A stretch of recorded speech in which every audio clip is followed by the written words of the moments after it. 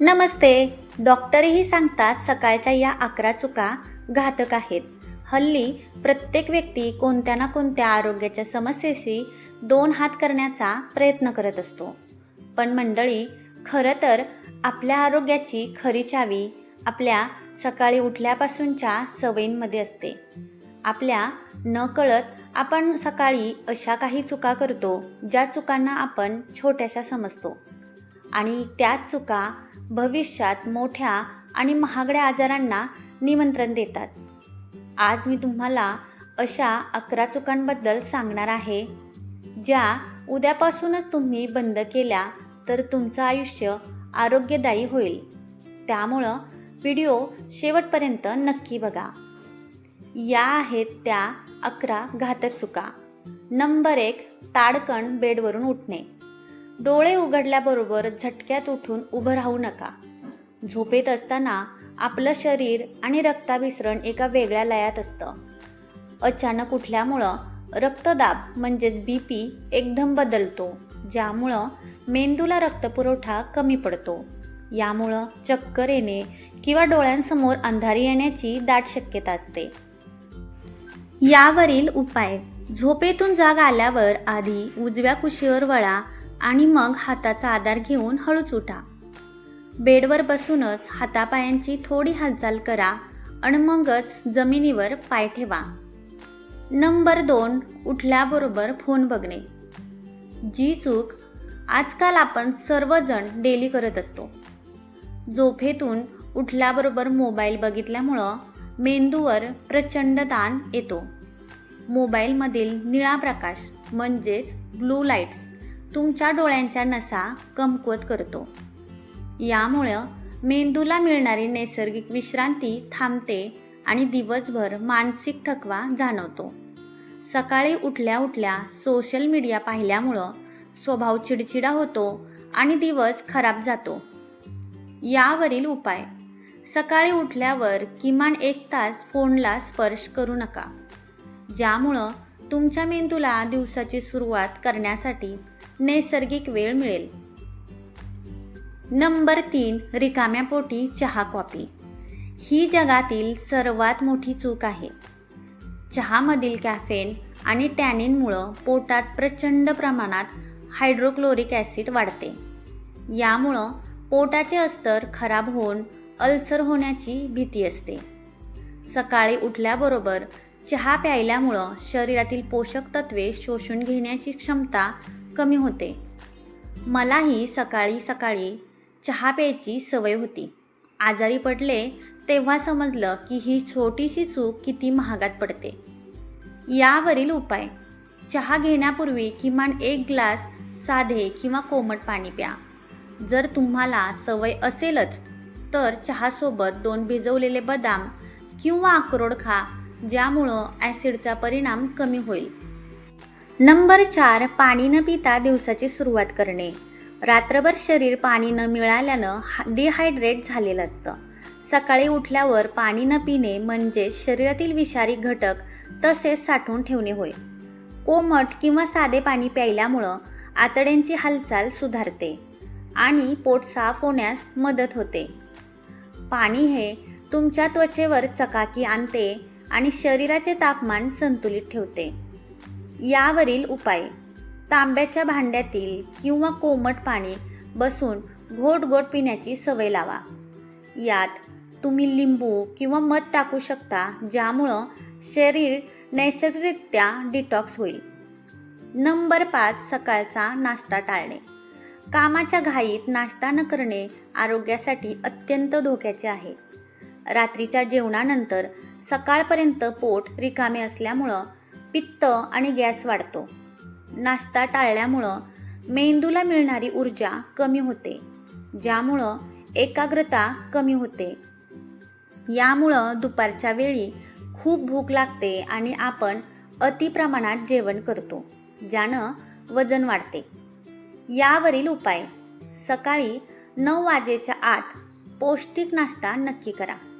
नाश्त्यात पोहे, उपमा, मूग किंवा अंड्याचा समावेश करा, जे तुम्हाला दुपारपर्यंत ऊर्जा देतील.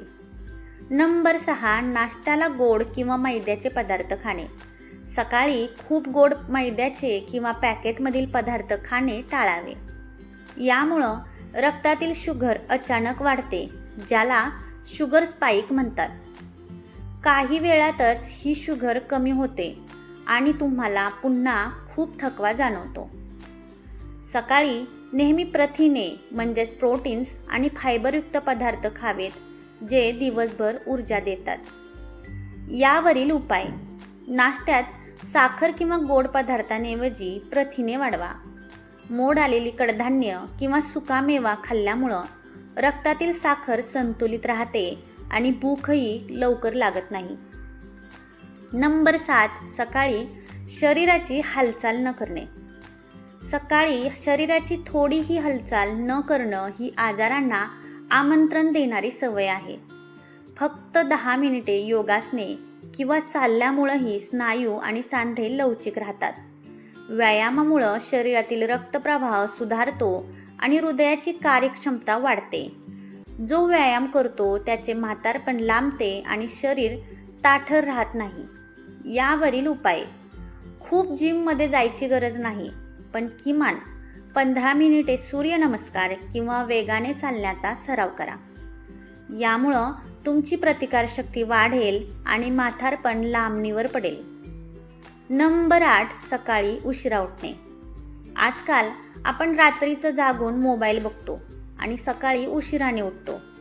सूर्योदयानंतर खूप उशिरा उठल्यामुळं शरीरातील नैसर्गिक जैविक घड्याळ पूर्णपणे बिघडते.